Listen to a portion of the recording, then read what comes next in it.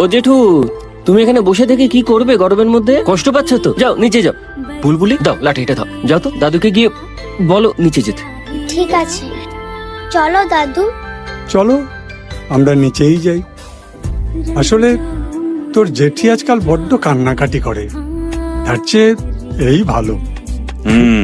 গরমে তুমি কষ্ট করলে কোনো ক্ষতি নেই জেঠুমনি, কিন্তু আমার এই দাদাটা বিয়ের দিনে যদি রোদে গরমে পুড়ে বেগুন পোড়ার মতো হয়ে যায়, তাহলে শুভদৃষ্টিতে দেখে বৌদি আবার রিজেক্ট না করে দেয়। চুপ কর তো তুই, তো চোখটা একদম গেছে বুঝলি। চলো, এরকম মেঘলা আকাশ বেগুন পড়া হবো কি করে? হ্যাঁ, আর রিজেকশন যদি কপালে লেখাই থাকে, কি করবো বলতো? কপালটাই খারাপ, নইলে 3-3 বার সম্বন্ধ ঠিক হয়ে কারোর ক্যান্সেল হয়ে যায়। এবার আর হবে না দাদা, তোর বিয়ে বর্দি আর আটকাতে পারবে না।